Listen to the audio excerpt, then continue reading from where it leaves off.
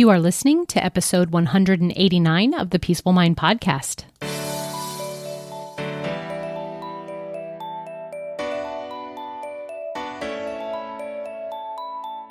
Welcome to the Peaceful Mind Podcast, a place for creating the peace of mind you need to be the best mom you are created by God to be.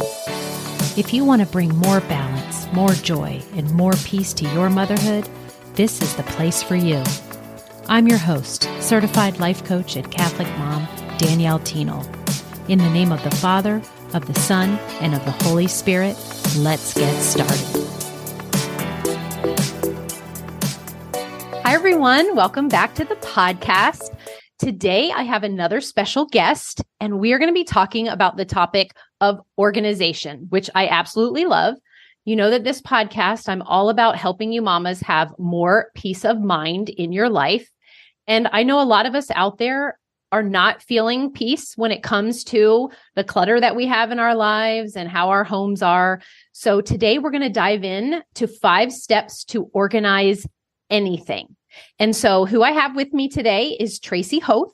She has been a professional organizer for 15 years and helped hundreds of women simplify and organize their homes and offices. Since getting life coach certified in 2018, she now also combines mindset tools with practical organizing techniques to help coaches organize and streamline their businesses. Welcome, Tracy. Thank you. We're going to talk all about organizing. I can't wait. My favorite, this is one of my favorite subjects. This comes naturally to me, and I want to hear your story too, especially this 15 years part, right? Mm-hmm. I also have dabbled in organization. And then, of course, as you have said in this, what I just read in this opener, we know this important part of the mindset, which we talk all about here on the Peaceful Mind Podcast, with how it combines and is a part of this organization and decluttering process. So 15 years, let's start there. Yes. When my youngest, I have 4 kids, and when my youngest was starting the year before kindergarten, starting preschool, I said, okay, this is what I would want to do. I used to rip out back then it was just little magazine pictures of closets, pretty much. That was Before all there Pinterest. was. Yes. And knew that I could help people organize. I guess it stood out the most when I would want to go do something with the kids with friends, and they would say something like, oh, I need to, clean my house, or I need to get caught up, or something like that. And I would be like, what? How come? So I want to go have fun.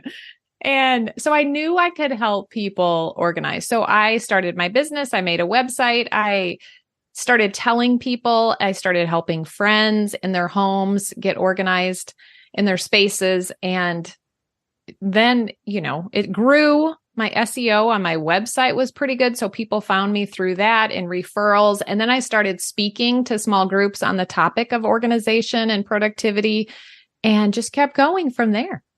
Hey, so this is fascinating to me because I grew up in a household where my mom, she was naturally a cleaner and an organizer, and she didn't like a lot of clutter. We also lived overseas for a little bit where you didn't wear your shoes in your home and things like that, which she carried on when we were back here living in the States. So this is that was the environment I grew up in. So it was kind of emulated to me. Was this the case for you, or you just literally just saw it's something that I like to do myself, and I can help other people too? I'd say our home was, an average home, pretty clean. My parents were pretty neat, or more minimal, I guess.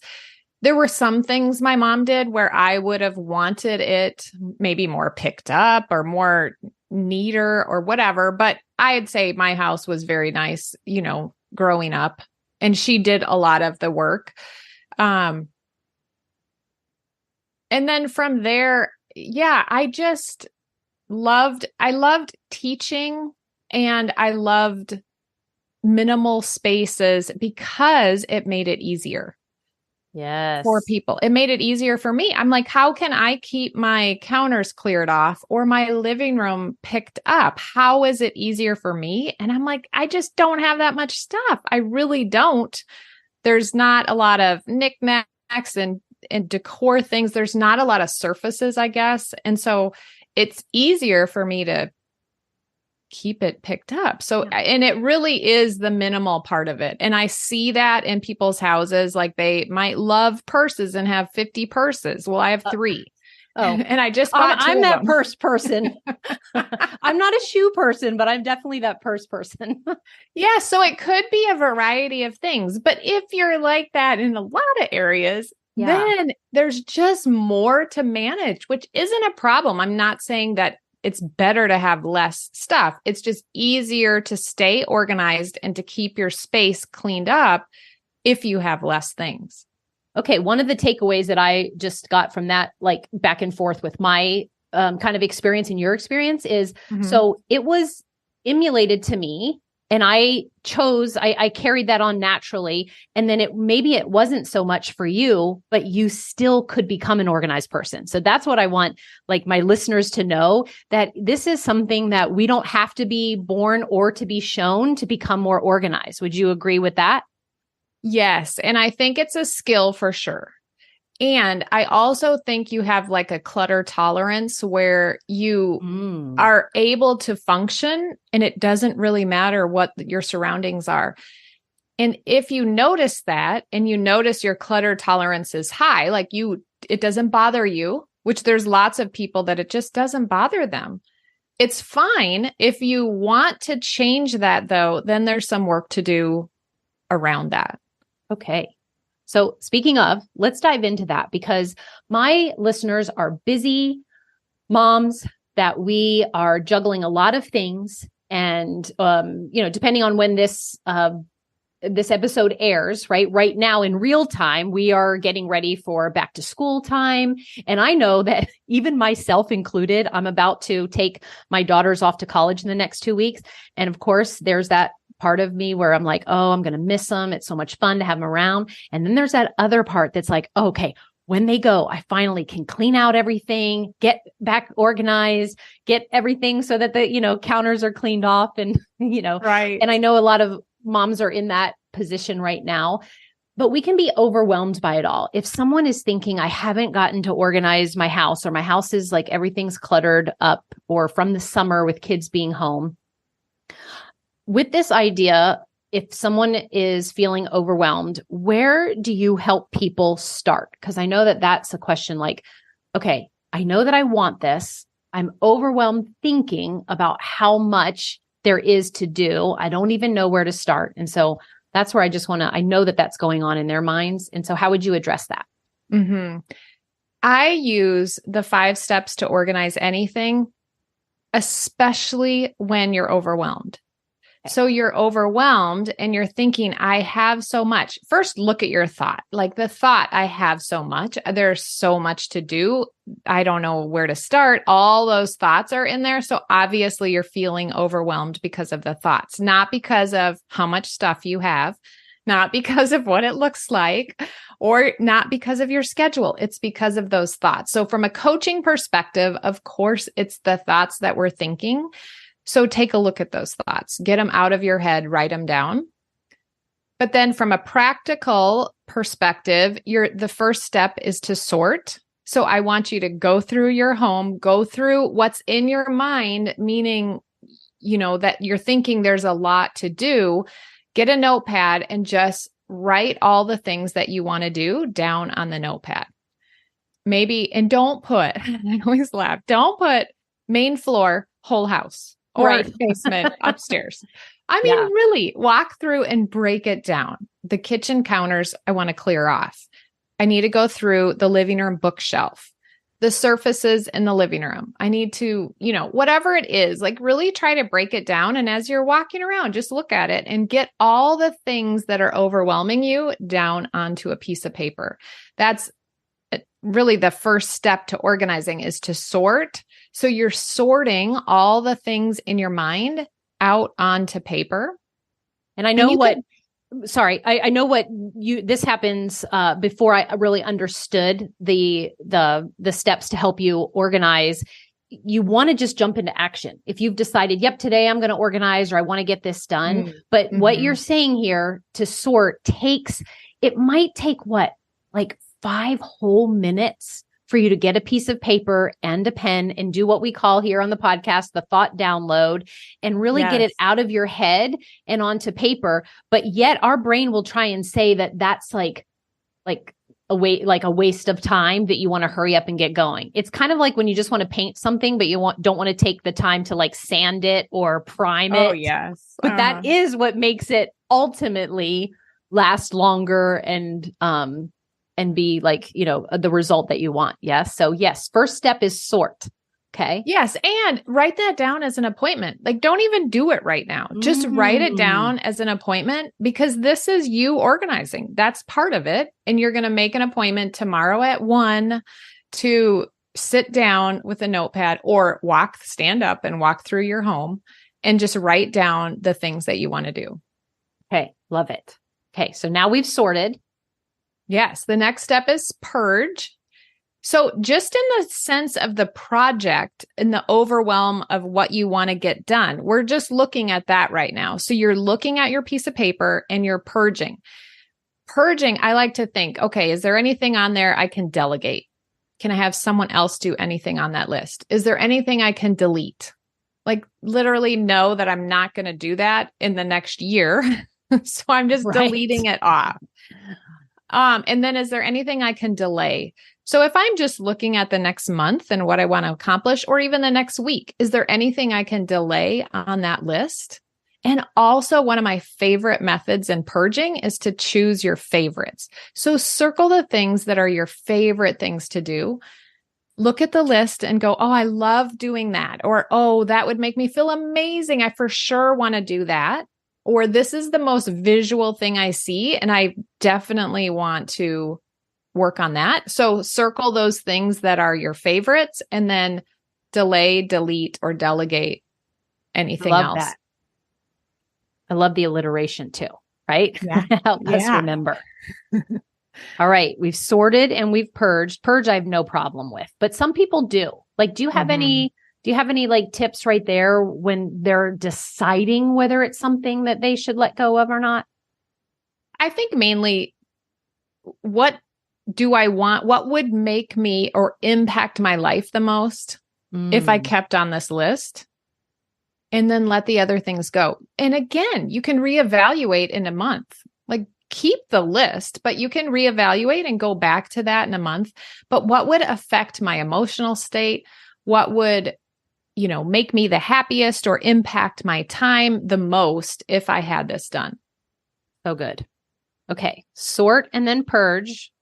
Step 3. And then the next step. So now you have on your list the things that you really want to do. The next step is to assign homes to things. And so assigning homes in this instance of looking at this overwhelming project is to get out your calendar and assign homes on your calendar. Hey, tell me more about that, the homes part.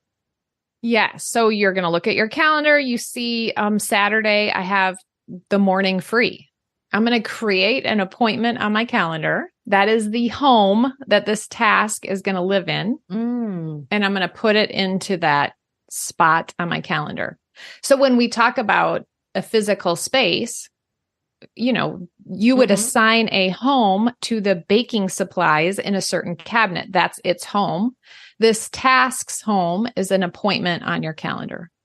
Okay. But what if that appointment says the garage, which is that too big of a home?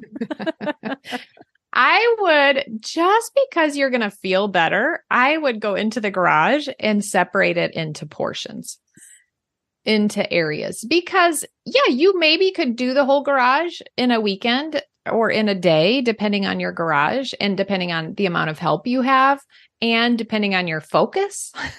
If you had a professional organizer there helping you, you could stay focused for, 8 hours probably and get the whole thing done, depending on what your garage looks like. But maybe that's not. Maybe you want to separate it into sections so you feel amazing. Like, I completed the sports area. I completed what else is there? The automotive stuff. I finished these shelves that are in there. Yeah. I cleared the floor off.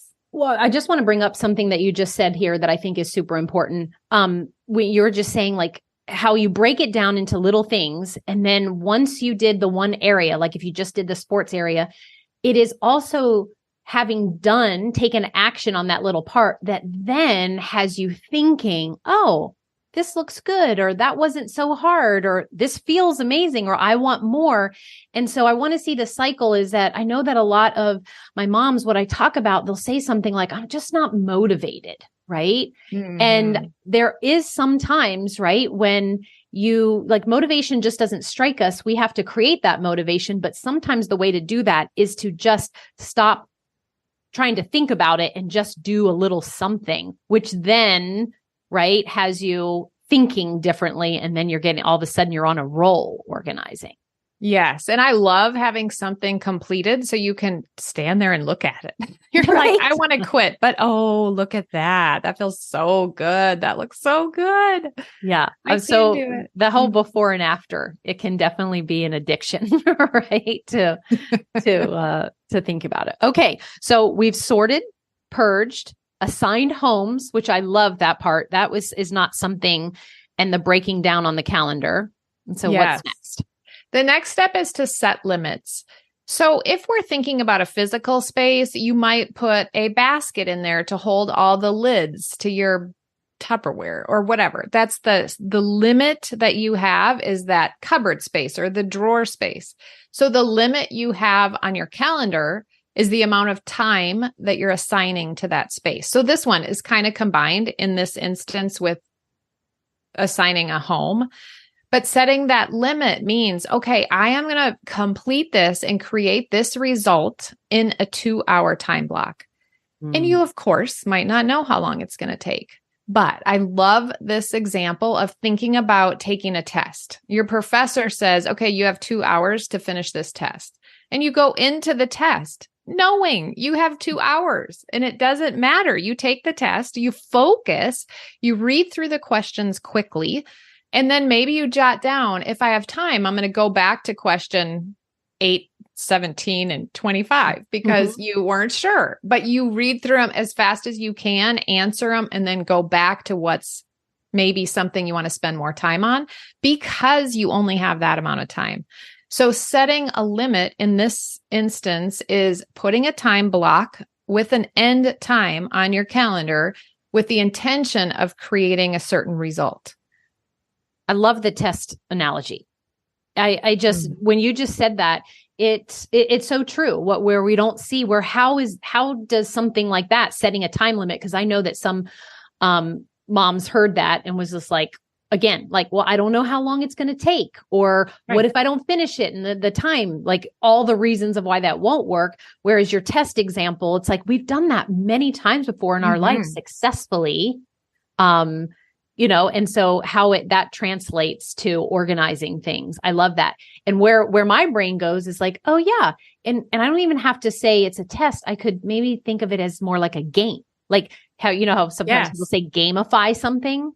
Like, let's say you say it's going to be 3 hours, but every hour after 1 hour, what kind of like little reward will you give yourself or something like that? Right. Yeah. And set a timer for every 30 minutes to keep your focus on it. Or I always think challenge, like this is that's personal good. Challenge. Yes. Yeah. But you go into it so much differently. You're not looking at something and then wandering over and thinking of the past and looking out the window. I mean, you are sitting at your desk focused. And that's what you need to do in order to, I guess, not draw out organizing and never finishing. I mean, I know it's a journey and you're always continuing to clear stuff out and go back to that area because things are always coming in, but you're not in that overwhelmed state continually because you've really focused and done the first layer. Let's say I always think of it like an onion. So you have a layer of the first layer. The first layer is the test time for 2 hours. You're going to try to get rid of as much stuff as you can, or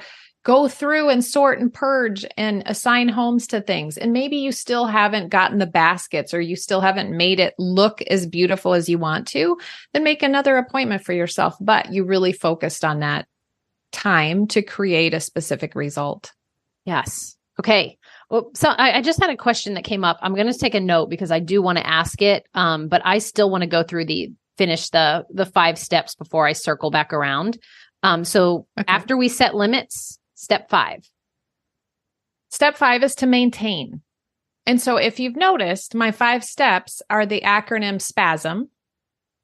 Sort, purge, assign homes, set limits, and maintain. Okay. And I've always thought that's the dumbest thing I've ever heard. Spasm. And it's so goofy.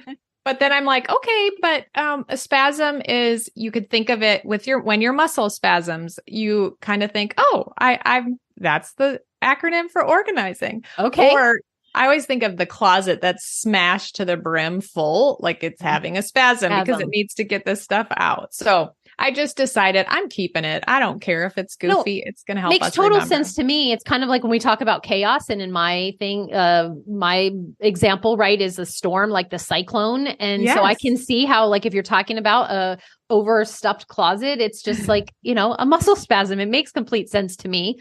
Yes. I love it. So the maintain then is maintaining your organization and setting up things that you would go back to. And when it reaches the limit, so step 4 was to set limits. When it hits that limit, so your sock drawer becomes overflowing, you go back to it. That's the maintenance. That's the trigger that teaches you, okay, now we're going to go back and sort and purge that area again. In this instance, we're looking at our schedule. You've appointed times to create results.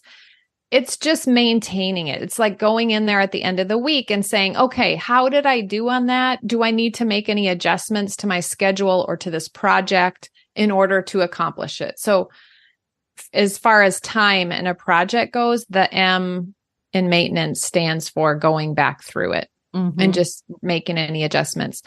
The secret to maintain is to tie it to something that you already do. Right. So in this instance, you already look at your calendar every Sunday night, maybe. And that's when you would go back to your goal and your project of organizing this certain space and make any adjustments.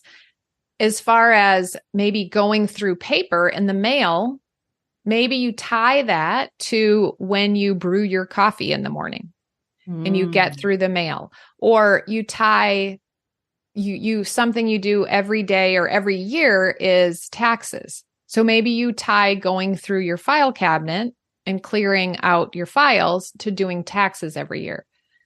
With kids, it comes naturally to do School seasons, like school year at the beginning of the school year, maybe at the end of the school year, maybe before January semester starts again. And you go through their closets because it's a seasonal thing that makes sense. So it's kind of thinking through, what do I do already and how can I tie maintaining to that? I love that. In being able to see right now what you haven't maintained. Because I know that some of the questions that moms will have is that, like I get all organized, but then it just goes right back to that way. Especially that's the note I wanted to say when they're saying like, I clean up and then the kids just mess it right up.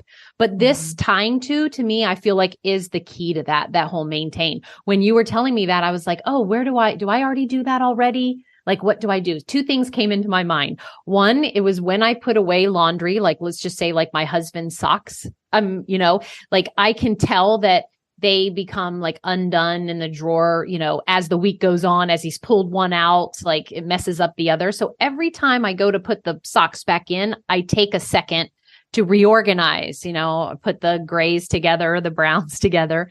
And then the second thing we tie is that when it's the change of time, what is that? Daylight savings. Oh yeah. We flip mattresses. Oh, and I'm telling you, I didn't, it was just something we decided, like, how are we going to remember to do that? Like, because we'd always say, have we done it in the last, 6 months or whatever?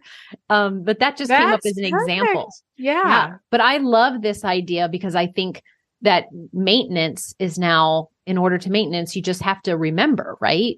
To go back and to check up on yourself. And so taking your thoughts and tying it together, like you said, I think that's brilliant. It's a whole new way to think about maintaining, I think. Well, first of all, great job putting your husband's socks away. I'm like, I set mine on the bed and he has to put them away himself. He's like, can't you put these away? But yes, and of course, we're not going to remember. Well, you sound like you do, but set reminders, put reminders up. If it's a new thing you're trying to maintain, put sticky note on your coffee machine to remember to do it. Put a reminder in your phone for 2 months from now, whatever it is. Like, don't think that you're going to remember, especially in the beginning. Yeah. And then I was going to say something else about maintaining. Oh, the other thing, another example of maintaining is bringing groceries home. And a client just asked me this. She's like, when do you clean your fridge out? Well, of course, I clean it out when the trash is going to come. So we check in there to see, because we don't want it sitting in the trash all week and stinking. So if there's anything in there we need to get rid of. But then when I go grocery shopping, I always try to wipe the fridge out before I put food back in it. Love it. And so two things that seem natural to me, but there's triggers to help me maintain them, might not be natural to someone else because they haven't thought through that. Right. Okay. So will you just recap the 5 steps to organizing anything with what they are, with just a little bit of a summary for each one? Sort. Always start with sorting. And there's a great example. If I started by saying, do you want to get rid of this humidifier? The person would be like, no, that's my humidifier. We use that. But when I helped a client clear out their storage room and they had 5 humidifiers once we sorted. So sorting helps you see what you have and just sort into categories as you pull stuff out. Then purge. Okay. Purge. So go through each category now that you've sorted them and purge. So choose your favorites. That's my favorite method, to choose your favorites. And then after you have what you use and love, then look at those things and say, what can I let go of? And really hear, if you believed that you would have everything you needed, and this is from a faith perspective, I trust that God is going to provide everything I need when I need it. How can I be a good steward and bless someone else?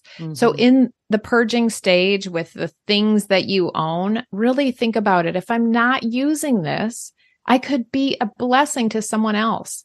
And if I trusted that I have everything I need in the future, I wouldn't have to keep it just in case. I could let it go, let someone else use it, and trust that God's going to provide it when I need it, and see the blessing that He does. I love that so much.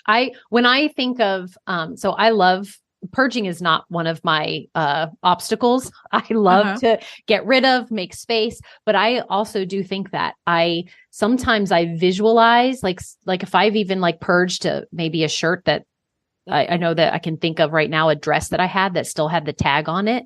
Right.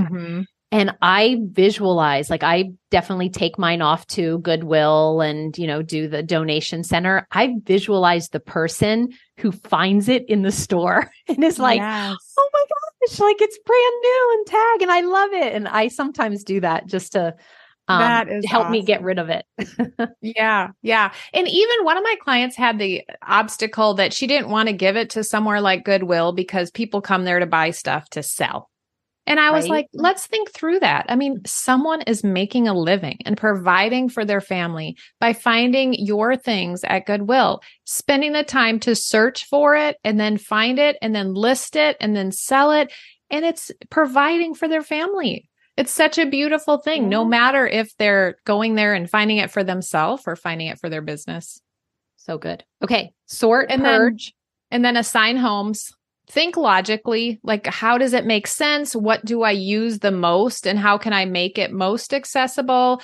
Where would I think to look for this item? So my sister we were clearing off her dresser and there was a flashlight and she said, oh, I would think next to my dresser, but next to her dresser, she already had a flashlight and next to her husband's side of the dresser already had a flashlight. So I'm like, okay, when else do you use flashlights? And she goes, when we camp. And I said, perfect. Where's your camping supplies? Let's put it next to your camping supplies. And if there's more than one, we can put a little tub and label it and put flashlights next to camping. And so think in your mind, where would you think to look for this item? Ideally, and then go put it in make that its home. Okay. So if you didn't have it and you wanted it, where would you want to go find it? Where would you want it to be? Yes. Where would you think to go look? And then you can also think, where do I want it to be? Because the two of them might be different. You'd be like, yeah, I think on my table, but you don't want it on your table. So then where do you want it to be? Yeah. Okay. And so assign homes and then set limits. And this is the step that everyone goes to go buy containers. And they think if they had a new planner and they think if I just go get some new tubs, then I will get organized. Don't do it. Don't be tempted walking in the container store or the aisle in Target that's all beautiful with containers. Don't do anything until you get to step 4. Don't buy anything because now you know where the home is going to be. You can measure it. You know exactly what you need, and then you can go find it. If you then want to, and I always say shop your house first. See, do I have a box I could try using until I need and want to go purchase a plastic tub or a basket or something? So setting limits could be a shelf, a size of a shelf. It could be drawer dividers. It could be baskets or tubs or anything that is going to put a limit on the space that you're allowing for this item to take up. So good. Okay. Yeah. And lots then of people maintain. want to buy stuff first and then start, but I love your recommendation, right? You don't want to buy things until step 4. And the first place you want to buy stuff is your own home. I love it. Okay. Yeah. Because you will not believe how many people have so many containers and so many new things that they thought would help them. And as we're sorting, we're emptying all those things out. And now we have a giant pile of containers. Right. Yes. I shopped my own home recently because my daughter, she's going to her first apartment in her second year of college. And, when you start and you need all those, spatula, colander, like things, I'm like, let's shop my kitchen first because I probably have a multiple, but if I don't, then you get the used one and I will get the new one. That's awesome. I hadn't even thought of that. Yep. And then the final step is to maintain. Yes. So tie it to something you do. And good. I love it that. always takes maintaining, just like a garden. You have to maintain it, just like our health and our weight. We have to maintain it. I mean, everything takes maintenance, especially organizing when you're bringing things into your home consistently.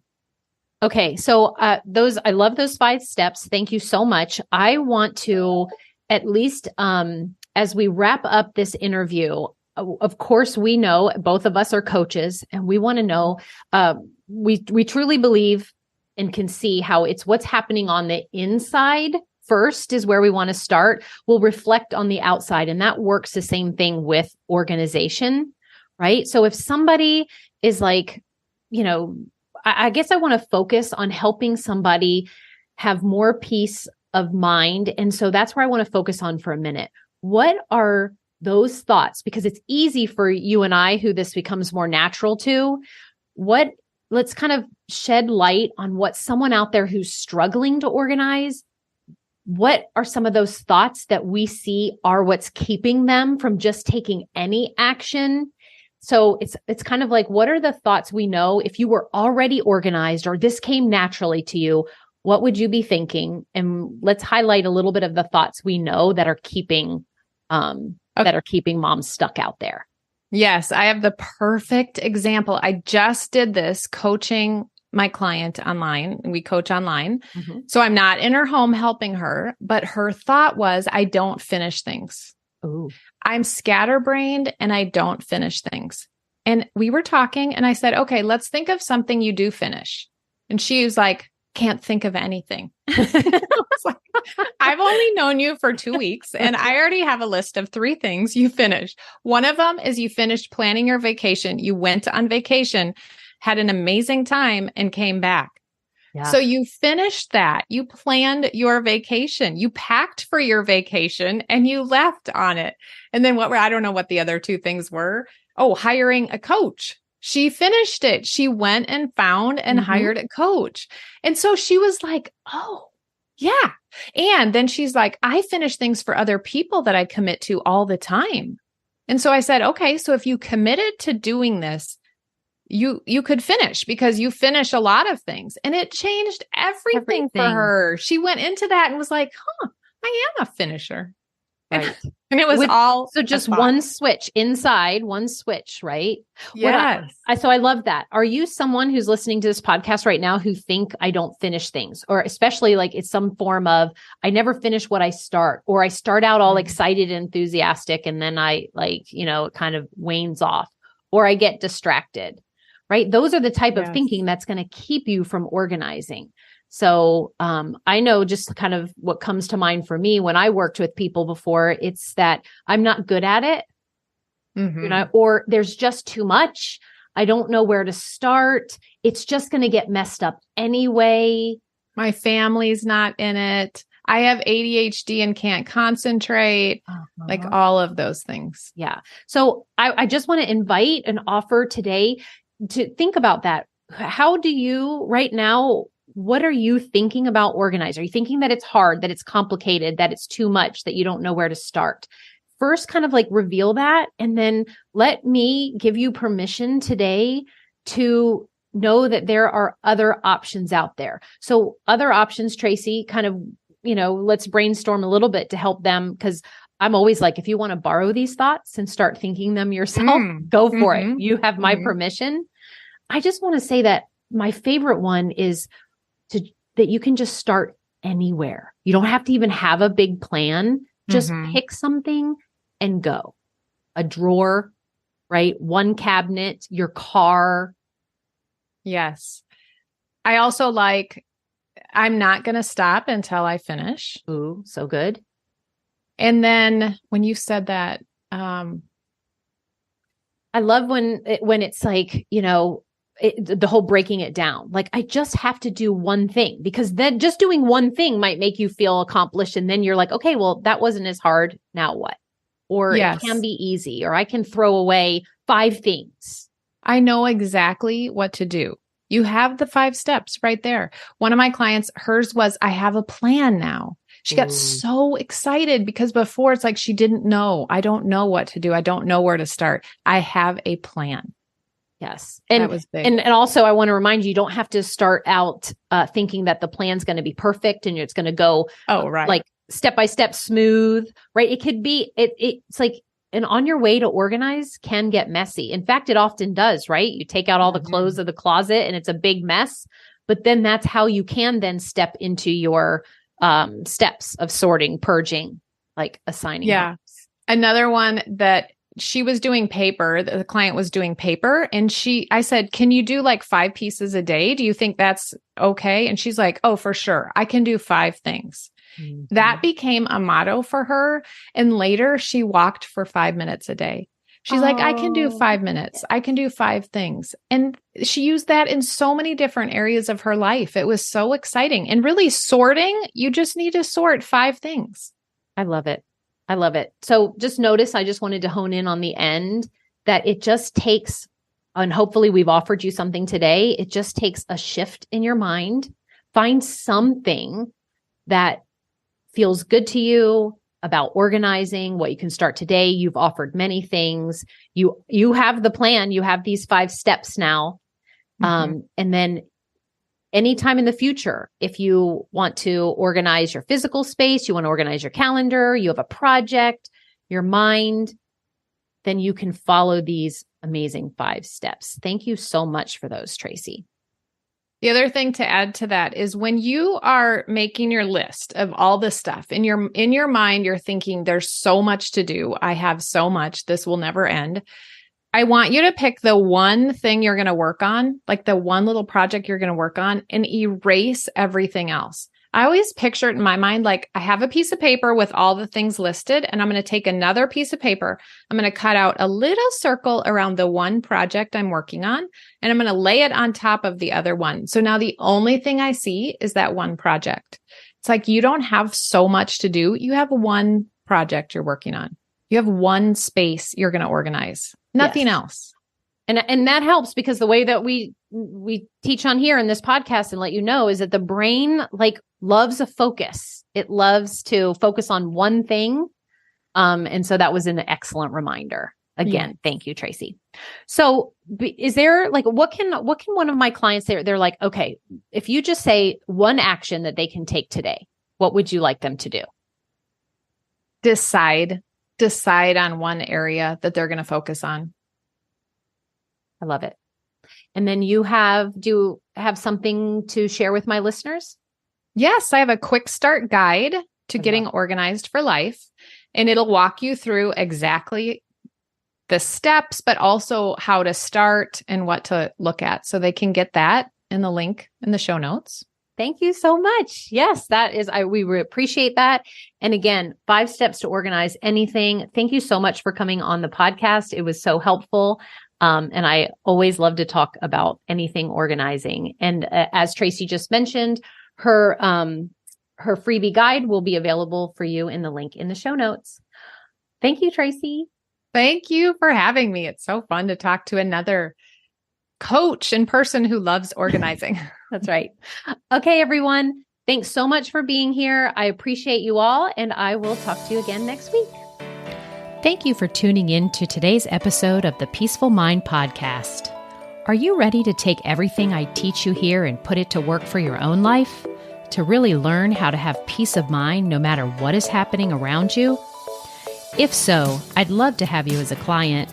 As your coach, this is where you'll get personal and focused time on your own mind using life coaching tools, concepts, and proven life-transforming wisdom, all through a faith-filled lens. To learn more about how we can work together, come on over to DanielleThienel.com. There, you'll see how to sign up for a free coaching consult and learn how to get started. Until next time, peace be with you always.